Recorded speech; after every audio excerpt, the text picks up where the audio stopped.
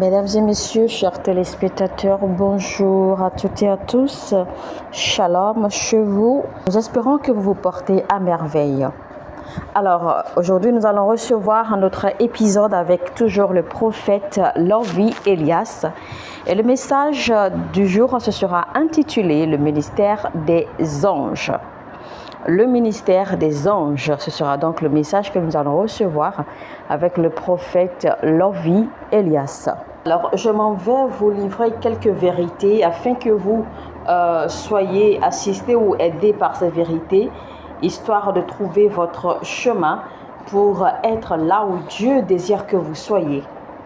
Et aussi afin que vous puissiez être en mesure de bénéficier de tout ce que Dieu a préparé ou de tout ce que Dieu a en possession pour vous. Alors le verset que nous allons utiliser aujourd'hui, c'est un verset que j'adore particulièrement parce que ce verset va vous ouvrir ce verset va vous exposer ou vous ouvrir aux choses que Dieu a destinées pour vous, aux choses que Dieu a préparées pour vous, c'est-à-dire des choses que Dieu a disposées pour vous. Et si vous savez comment jouir ou comment utiliser les choses que Dieu a rendues disponibles pour vous, vous réussirez aisément dans la vie et dans votre destin. La plupart du temps, nous avons beaucoup de difficultés face à certaines situations. Nous avons des difficultés à réussir certaines choses. Nous avons des difficultés à accomplir certaines choses, soit simplement parce que soit ces choses ne nous ont pas été destinées ou que nous ne savons pas comment arriver, d'accord, ou comment utiliser ces choses ou comment accomplir ces choses.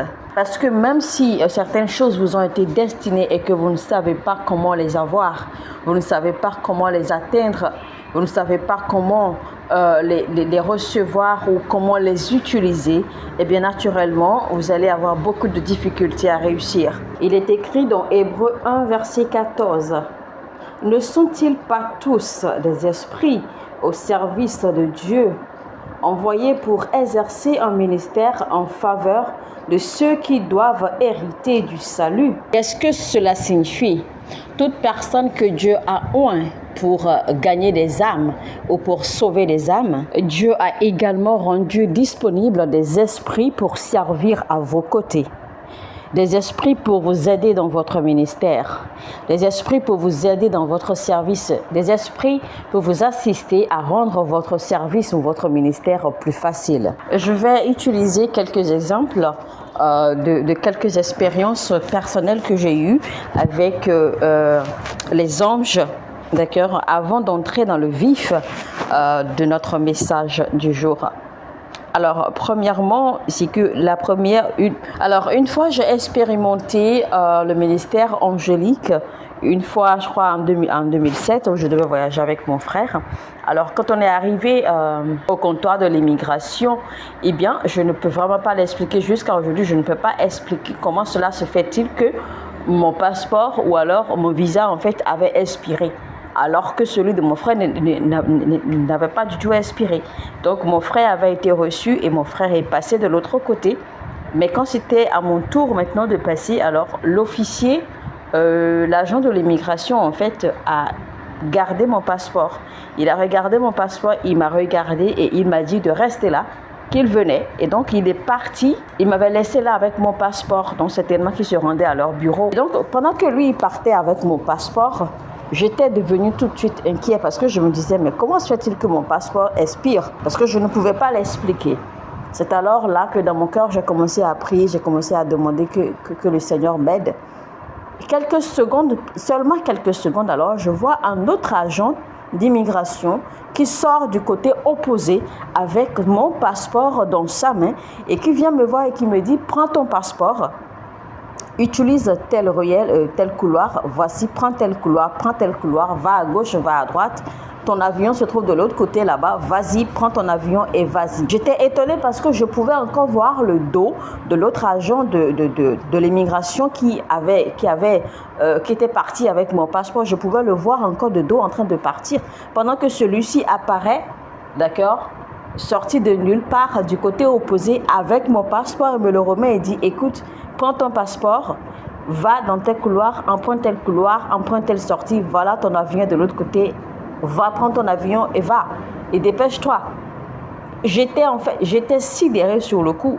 Tout ce que j'ai fait, c'est simplement de récupérer mon passeport de la main de l'autre et j'ai couru. Je suis entrée dans l'avion et je n'avais même pas mon passe, mon ticket d'avion, le ticket qu'il fallait en fait pour que je puisse, le ticket que je devais montrer en fait pour entrer dans l'avion, je l'avais même pas. Parce que le ticket qui devait porter en fait mon siège et tout, je ne l'avais pas sur moi.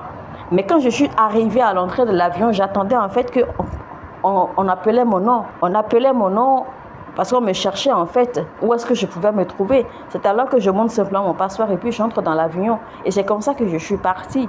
Jusqu'à aujourd'hui, je ne peux pas l'expliquer, mais j'ai compris en réalité que c'était un ange parce que celui-là qui est en fait venu me remettre mon passeport, il n'était pas un agent d'immigration, mais c'était un ange. C'était un ange que Dieu avait envoyé à ce moment-là précis pour m'assister, pour m'aider. Donc ça, c'était l'une de mes expériences.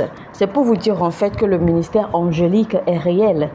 Il existe, Dieu a rendu disponible des anges pour vous aider, des esprits, des anges pour vous assister dans des situations, des anges pour vous assister dans des circonstances, des anges pour vous aider, pour vous rendre certaines choses plus faciles. C'est cela même la nature des anges, quand il y a des anges qui vous ont été destinés spécialement pour travailler avec vous, pour opérer avec vous, pour marcher avec vous. Il vous arrivera que vous allez vous réveiller juste un beau matin et vous allez recevoir un appel et on vous dira que votre entretien d'embauche a été, c'était bien passé, que c'était super et que vous serez engagé.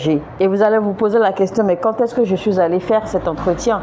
Quand est-ce que je suis allé postuler dans cette entreprise? Comment se fait-il qu'on m'appelle et qu'on me dise ce genre de choses? Mais vous n'avez pas à vous inquiéter parce qu'en réalité, c'est votre ange, l'ange qui vous a été destiné. C'est votre ange qui a simplement pris votre figure, votre image, d'accord, et est allé faire l'entretien d'embauche à votre place. Et voilà, juste pour vous rendre la tâche facile, juste pour vous favoriser, parce que Dieu a décidé de vous favoriser de cette façon-là. Donc, il faut savoir qu'il existe des esprits, d'accord, préparés et mis à votre service. Il existe des anges qui sont disposés à votre service. Mais le problème, c'est que vous n'êtes pas au courant, donc vous n'en bénéficiez pas.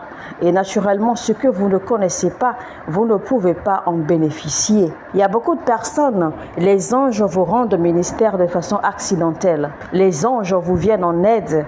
Les anges vous assistent à des moments critiques, sans même que vous le sachiez. C'est-à-dire, par exemple, peut-être à la dernière minute d'un problème ou d'une situation, eh bien, Dieu décide que l'ange vous assiste et l'ange fait quelque chose. L'ange agit et la situation est décomptée.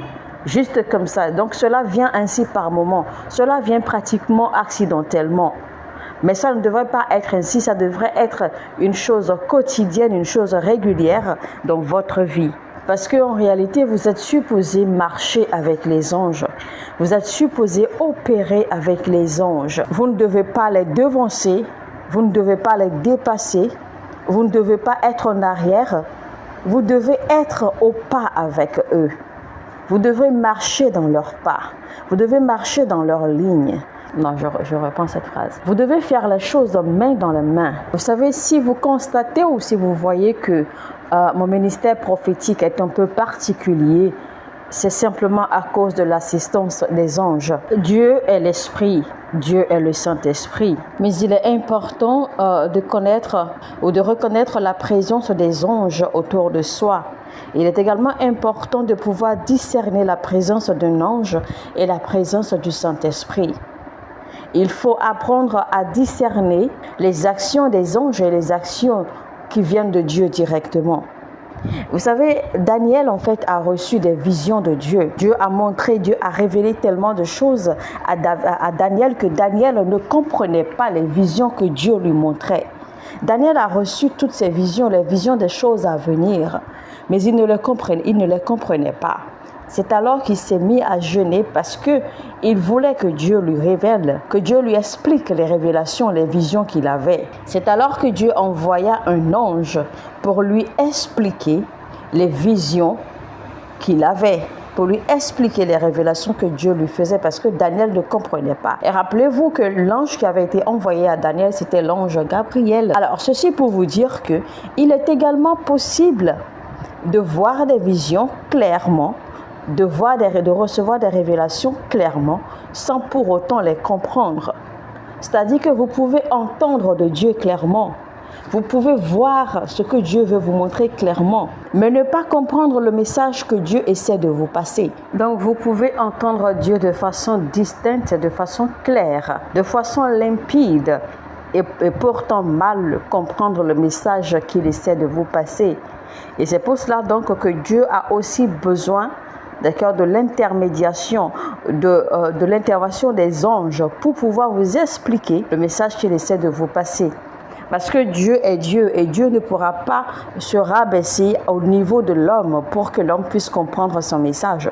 C'est pour cela que Dieu a besoin d'un autre être qui soit en mesure de se mettre au niveau de l'homme pour que l'homme puisse comprendre le message que lui, Dieu, veut faire passer. Donc, on a forcément besoin de cette intermédiation entre Dieu et nous. Et ce sont les anges qui jouent ce rôle d'intermédiation. Voilà donc pourquoi il est très important, il est plus que important de reconnaître le ministère angélique, de le connaître, de le maîtriser, de connaître les anges qui sont affiliés à votre service, les anges qui sont destinés à marcher avec vous. Alors, vous savez, personnellement, la compréhension ou la révélation que j'ai des Écritures bibliques, ce n'est pas parce que j'étudie beaucoup, ou ce n'est pas parce que je sais mieux étudier la Bible, non. Mais c'est simplement parce que je suis aidée, je suis assistée. Je suis assistée par l'ange qui m'a été destiné afin de comprendre profondément le message que Dieu m'a donné pour prêcher. Parce que si je ne comprends pas le message que Dieu m'a donné pour prêcher au monde, je ne pourrai pas, libeller ce message correctement. Donc, il faille que quelqu'un m'explique en profondeur, en détail, le message que je lis, le message que Dieu me donne, le message que Dieu me révèle à prêcher au monde. Et ça, c'est les anges qui font ce travail-là. C'est les anges qui m'aident à comprendre. Même si j'entends, même si je reçois, c'est l'ange qui m'aide à comprendre exactement ce qu'il faut que je comprenne. C'est-à-dire que le vrai sens du message que Dieu veut que je passe. Et c'est la raison pour laquelle je peux prêcher un nouveau message chaque fois, encore et encore, sans jamais me tromper et sans jamais manquer de quoi prêcher, parce que l'ange est toujours disponible pour m'enseigner. L'ange est toujours disponible pour me montrer les choses.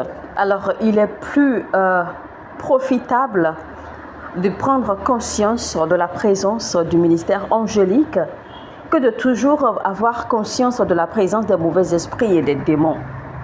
Je ne sais pas pourquoi l'Église a tellement peur de tout ce qui n'est pas Saint-Esprit de Dieu ou de tout ce qui n'est pas Dieu, ceci ou cela.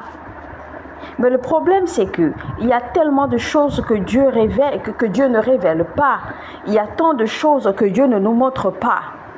Le ministère des anges est réel et plus puissant que ce que vous ne pouvez jamais imaginer. Vous ne pouvez rien faire, vous ne pouvez rien accomplir sans le ministère des anges. Et Dieu ne peut rien faire sur la terre.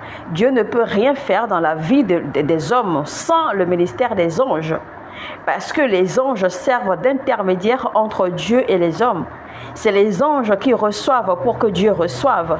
C'est les anges qui rejettent pour que Dieu rejette. C'est les anges qui agréent pour que Dieu agrée. Donc, c'est parce que vous ne savez pas en réalité ce que c'est que le ministère angélique et combien le ministère angélique est puissant. Quand le Saint-Esprit vous passe un message, quand le Saint-Esprit vous active à quelque chose que vous ne comprenez pas, c'est l'ange de Dieu, c'est un ange qui se charge de vous expliquer, c'est un ange qui se charge de vous ouvrir les yeux, c'est un ange qui se charge de vous ouvrir les oreilles, c'est un ange qui vous guide à comprendre. Posez-vous la question, pourquoi les gens ont tellement peur des démons? Pourquoi les gens ont tellement conscience de l'existence des démons? Mais ils ne sont pas du tout, ils ne connaissent absolument rien de l'existence des anges.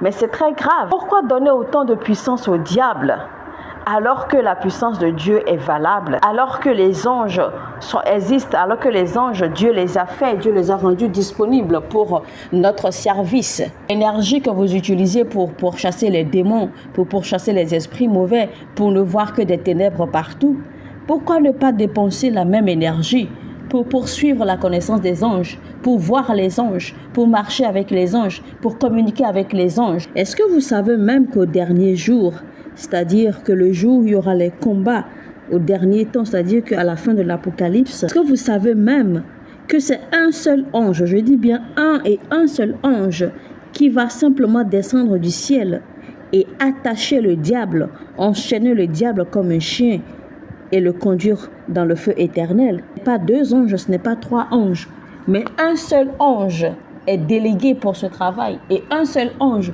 des milliers d'anges qui sont dans le ciel et qui sont à notre service, c'est un seul qui viendra sur la terre pour défier le diable. Est-ce que vous le savez? Vous ne le savez pas. C'est pour vous dire en fait combien les anges sont puissants. Même si vos pasteurs, vos hommes de Dieu ne vous prêchent pas le ministère angélique, même si vos hommes de Dieu ne vous enseignent pas le ministère angélique, même si vos hommes de Dieu ne vous montrent pas que les anges existent et que les anges peuvent, ou en fait que les anges sont destinés pour vous aider dans votre vie, je vais vous dire que les anges existent. Ce n'est pas parce que votre pasteur ne le prêche pas, ou ce n'est pas parce que votre église ne le prêche pas, que cette réalité n'existe pas. Si Dieu dit que les anges existent et que lui, il a fait les anges pour être à mon service, c'est que je crois à cela entièrement. Et je m'accroche à cela pour découvrir davantage. Je m'accroche à cela pour vivre cette réalité sur la terre. Donc, il y a des choses qui vous empêchent de jouir de la compagnie et de l'assistance des anges. Alors que si vous lisez consciencieusement votre Bible, en fait, si vous êtes vraiment habitué à lire votre Bible, vous allez voir, vous allez vous rendre compte que tous nos patriarches, tous les hommes de Dieu, tous les grands prêtres, tous les hommes de Dieu dont la Bible a fait mention, ont tous joui du ministère angélique. Abraham a joui du ministère angélique puisque Abraham a toujours marché avec les anges. Moïse a toujours marché avec les anges. Élie a toujours marché avec les anges. Élisée a eu un ministère angélique. Même Josué a eu à marcher avec les anges. Le prophète Jérémie aussi a eu à interagir avec les anges. Et le peuple d'Israël a pu détruire le mur de Jéricho à cause d'un ange. C'était un seul ange qui avait fait cela. C'était un seul ange qui leur a donné l'instruction de quoi faire. Et même les apôtres ont bénéficié du ministère angélique. Même les apôtres marchaient, ont opéré avec les anges à leur côté. Pierre, l'apôtre Paul, etc. Ils ont tous eu l'assistance des anges. Et c'est pour cela même que l'apôtre Paul nous dit maintenant dans ce verset, dans Hébreux 1,14, que ne savez-vous donc pas qu'il existe des esprits qui rendent service, des esprits qui sont destinés pour servir à nos côtés. Rappelez-vous quand Pierre était en prison, c'était un ange qui l'a sorti de la prison. C'est un ange qui a brisé les chaînes. C'est un ange qui a fait sortir Pierre. C'est l'ange qui lui a montré la voie, qui l'a guidé à sortir de la prison, à sortir de la forteresse. Et l'ange l'a conduit. Et une fois à l'entrée, l'ange l'a laissé. Mais voici maintenant que quand Pierre est arrivé et que Pierre a toqué à la porte, alors la première dame qui l'a vu, quand elle est retournée pour annoncer que Pierre était à la porte, qu'est-ce que ses collègues ont dit? Les autres apôtres ont dit non, c'est pas Pierre, que c'est certainement l'ange de Pierre. Voilà la réponse que les apôtres ont servi à la dame. Donc c'est pour vous montrer en fait que Pierre était tellement habitué aux anges que même les autres apôtres savaient qu'il y avait un ange qui marchait régulièrement, que Pierre avait un ange qui opérait avec lui. Et donc les autres apôtres connaissaient même l'ange, d'accord, de Pierre. C'est pour cela qu'ils ont pu dire en fait que non, que Pierre ne peut pas être à la porte, que c'est certainement l'ange de Pierre qui est à la porte. Parce qu'à ce moment-là, eux, ils se disaient que Pierre était enchaîné en prison, ce que tout le monde savait. Et donc à ce moment-là, à cette heure-là, Pierre ne pouvait pas être à la porte, mais que ça ne pouvait être que son ange. C'est pour cela que les apôtres, en réalité, n'ont pas cru tout de suite quand la dame leur a annoncé que Pierre était à la porte. C'est pour cela aussi que parfois, il y a des gens qui vont avoir des rêves et qui vont voir leur homme de Dieu apparaître dans leurs rêves et les aider à faire quelque chose, soit prier pour eux ou les aider. C'est que les assister à faire quelque chose, les aider à sortir d'une situation ou les aider forcément à régler quelque chose, à régler un problème. Eh bien, en réalité, ce n'est pas l'homme de Dieu qu'il voit, mais c'est plutôt l'ange qui est destiné à travailler, à opérer avec cet homme de Dieu qui apparaît, d'accord, dans le rêve de certaines personnes qui sont connectées de façon sincère à cet homme de Dieu afin de leur rendre ministère.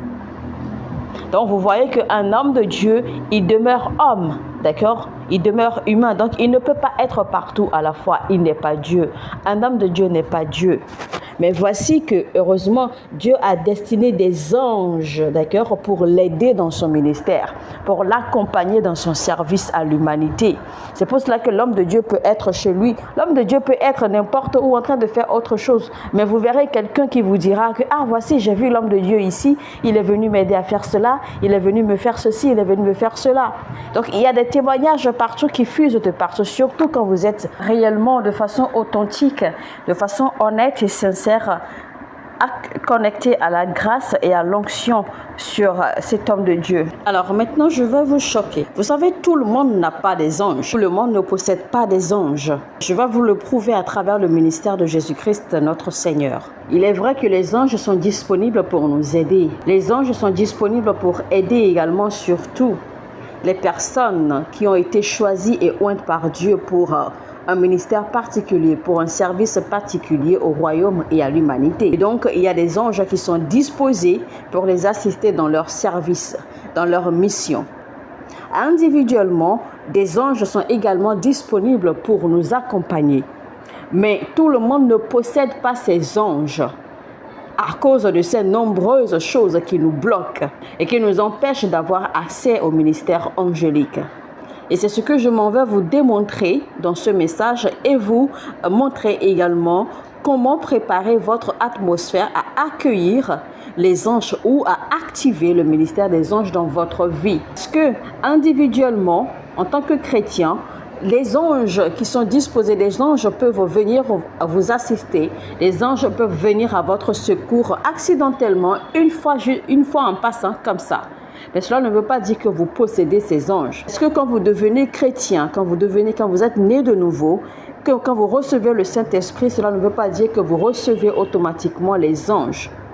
Parce qu'il faut une atmosphère déterminée, il faut un environnement déterminé pour accueillir les anges, pour héberger les anges autour de soi, pour que les anges puissent marcher avec vous, pour que les anges puissent opérer avec vous. Il faut une certaine préparation, il faut une certaine prédisposition physique, je dirais beaucoup plus spirituelle et mentale. Et notre Seigneur Jésus-Christ n'a pas eu des anges à son service jusqu'à ce qu'il ait 30 ans. Il faut que je vous livre la vérité sur ces choses parce que si vous connaissez la vérité, vous saurez comment vous positionner proprement pour commencer à jouir du ministère angélique. Nous allons lire Matthieu chapitre 4 à partir du verset 10. Jésus lui dit, « Retire-toi, Satan, car il est écrit, tu adoreras le Seigneur ton Dieu et tu le serviras lui seul. » Alors le diable le laissa et voici des anges vinrent auprès de Jésus et le servaient. Alors c'était la toute première fois où les anges ont rendu ministère à Jésus-Christ. C'était la toute première fois où Jésus-Christ a reçu les anges qui sont allés le servir. Et c'est donc après cela que la Bible nous dit que Jésus-Christ a quitté le désert après son jeûne. Et après sa période de jeûne et prière, Jésus-Christ a quitté le désert en puissance, rempli de puissance, rempli de la puissance de l'Esprit. Et c'est seulement après cela que Jésus-Christ a commencé à rendre ministère effectivement. C'est seulement après cela qu'il a commencé à opérer des miracles. C'est après cela que qu'il a commencé à guérir les malades, qu'il a commencé à délivrer les gens, qu'il a commencé à opérer des miracles étranges. Et donc, il ne faisait pas tout cela seulement par la puissance du Saint-Esprit qui était sur lui ou qu'il avait reçu, mais c'était également par l'assistance angélique qui lui avait été révélée l'assistance angélique qui lui avait été donnée après cette période sur la montagne. Non, avant cela, tout ce qu'on a su, c'est que les anges célébraient la naissance de Jésus-Christ. Et après cela, on a vu que Jésus-Christ grandissait simplement en stature, en sagesse, en connaissance et dans la force de l'esprit. Il n'y a jamais eu nulle part dans la Bible où on a parlé de Jésus-Christ ayant des visions, ou Jésus-Christ guérissant les malades, ou Jésus-Christ faisant ceci, faisant des miracles et tout cela, non. Durant tout ce temps, en fait, avant ces 30 ans, on voyait seulement que Jésus-Christ grandissait, qu'il étudiait la parole et qu'il allait de temple en temple, qu'il prêchait la parole. Mais on n'avait encore vu nulle part où Jésus-Christ avait commencé à faire des miracles jusqu'à ce qu'il ait atteint ses 30 ans. Jusqu'au moment où Jésus-Christ alors est allé voir Jean.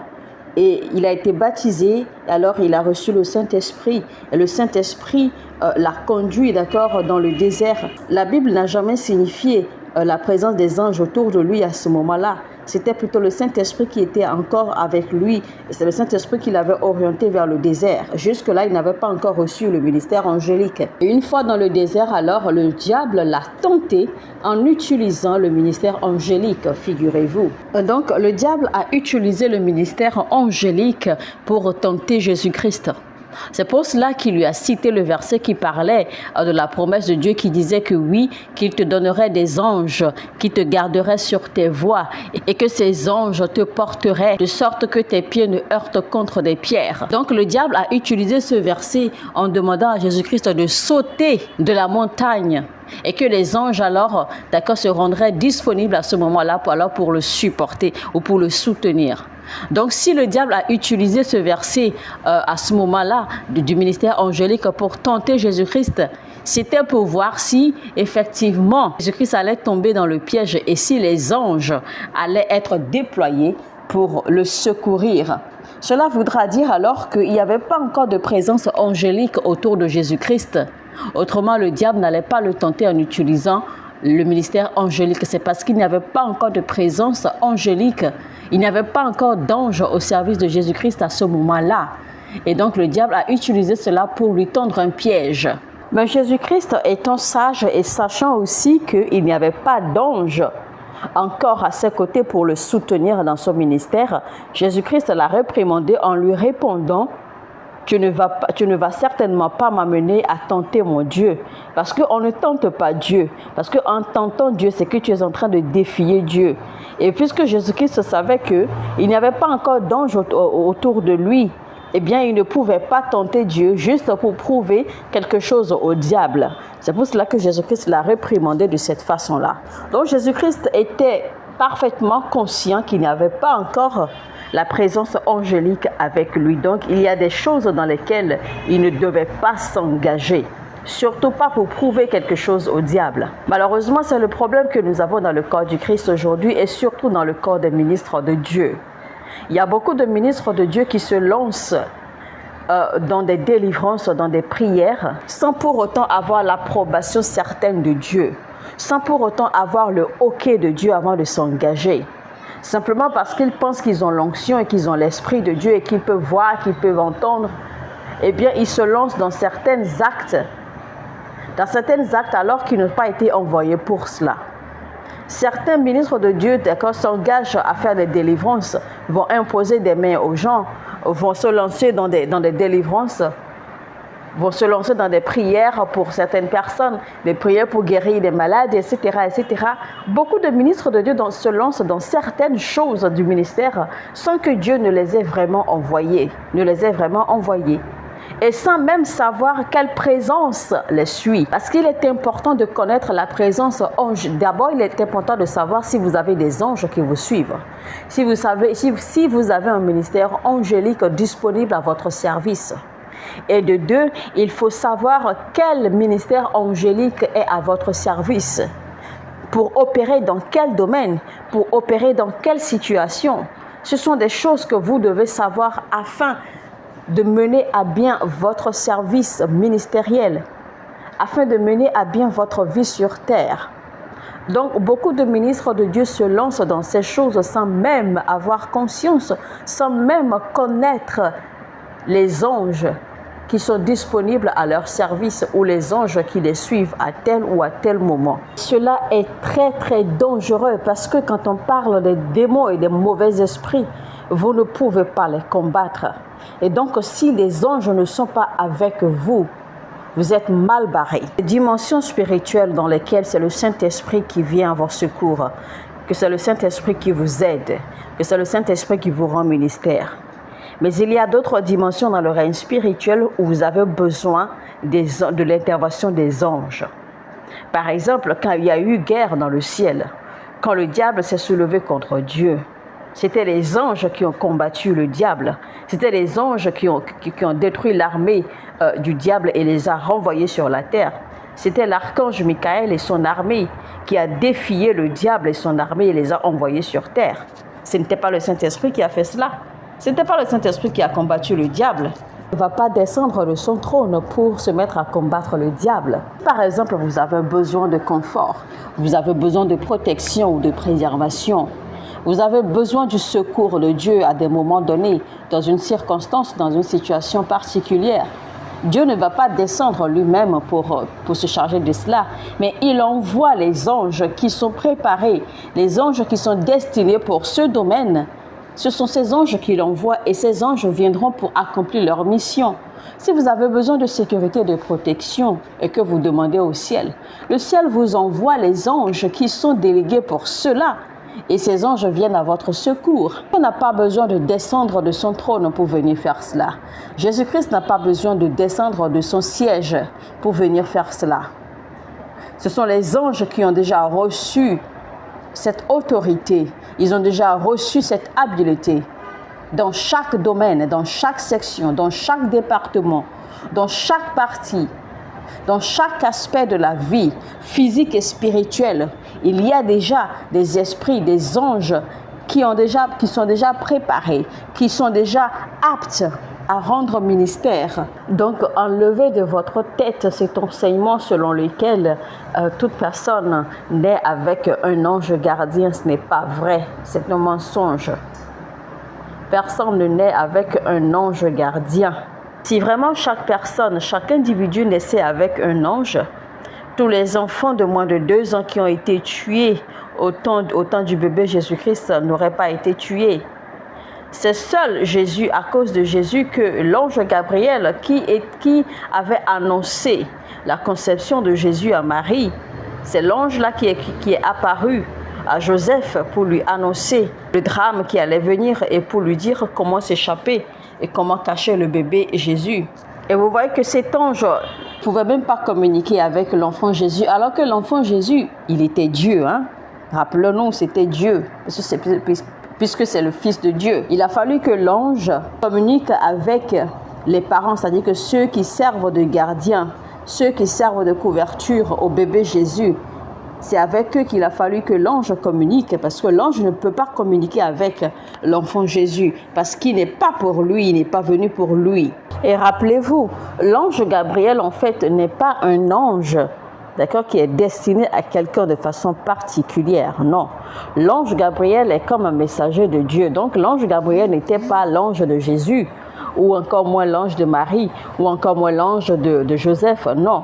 Puisque c'était le même ange qui a annoncé à Élisabeth, avant même d'aller annoncer à Marie sa conception, c'était le même ange qui a annoncé à Élisabeth qu'elle aura un enfant nommé Jean. C'est le même ange-là, d'accord, qui est apparu à Daniel, souvenez-vous. Donc l'ange Gabriel, en fait, n'appartenait pas ou n'était pas destiné particulièrement ou personnellement à aucun de tous ceux qu'il a visités. Lui, il n'était qu'un messager de Dieu pour passer des messages, pour passer des commissions. L'ange Gabriel, en fait partie des 7 archanges ou des 7 chefs des anges, d'accord?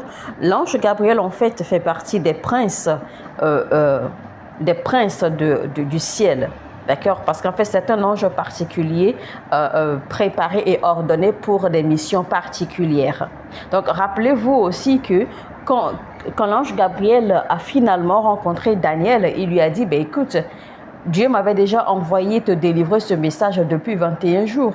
Mais le prince de Perse m'a résisté. Cela veut dire en fait, donc, si voyez-vous déjà en fait que, bon je reprends pardon, c'est un peu trop. Alors vous voyez donc que même l'ange pouvait être résisté. Pas que l'ange avait été maintenu captif, non. Mais il a fallu que l'ange fasse un combat farouche avec le prince de Perse et son armée pour pouvoir passer. Donc c'était un combat farouche qui lui était vraiment difficile en fait à s'en sortir. Mais il a fallu que l'ange Gabriel fasse maintenant appel à l'archange Michael, puisque l'archange Michael, en fait, il faut souligner au passage, en fait, c'est l'arme de destruction massive de Dieu. L'ange Michael, c'est le chef de l'armée céleste de Dieu. Et c'est lui qui est chargé des destructions massives. C'est l'arme farouche de Dieu. Donc il a fallu que l'archange Michael descende pour venir secourir Gabriel, pour que Gabriel puisse passer. Maintenant Gabriel a dit, maintenant je finis de te délivrer ton message, il faut que je reparte pour aider Michael à finir le travail qu'il a commencé, parce que le combat continue, parce qu'il faut que moi je retourne. Vous voyez un peu. Donc imaginez un peu, si un ange peut être résisté par des démons, par des pouvoirs maléfiques, qu'en est-il de vous, être humain?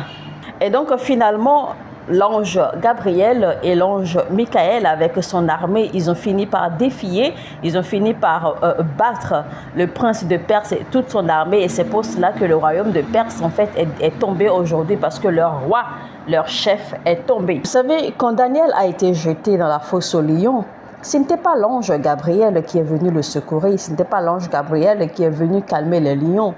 Il y avait déjà un ange que Dieu avait déjà, qui était déjà monté, d'accord, dans la fosse aux lions pour calmer les lions avant même que Daniel ne soit jeté là-dedans. Et c'est pour cela que les lions ne pouvaient rien faire à Daniel. Et donc, puisque le ministère angélique avait déjà été ouvert à Daniel, c'était son ange à lui, l'ange destiné à Daniel, son ange personnel, qui était déjà dans la fosse aux lions pour calmer les lions avant que Daniel ne soit jeté là-dedans. Quand il a fallu, d'accord, donner la direction à Daniel et expliquer les visions et les rêves et les révélations et les messages que Daniel recevait de Dieu, son ange n'était pas équipé pour cette dimension. Donc, il fallait un autre ange supérieur à lui pour venir expliquer ses visions, ses révélations et les messages qu'il recevait de Dieu. J'essaie par cet enseignement de vous ouvrir les yeux pour que vous voyez pourquoi vous avez besoin du ministère angélique. Mesdames et messieurs, eh bien, nous sommes arrivés à la fin de la première partie de notre message, le ministère angélique avec le prophète Lovie Elias. Alors, restez câblés, restez connectés pour recevoir la deuxième partie très bientôt. Si vous n'êtes pas encore abonné, alors abonnez-vous maintenant et cliquez sur la cloche de notification, surtout pour ne pas rater les prochains épisodes, pour comprendre véritablement en profondeur ce message sur l'importance d'avoir le ministère angélique dans sa vie et dans son ministère. Sur ce, mesdames et messieurs, je vous dis shalom chez vous et que Dieu vous bénisse.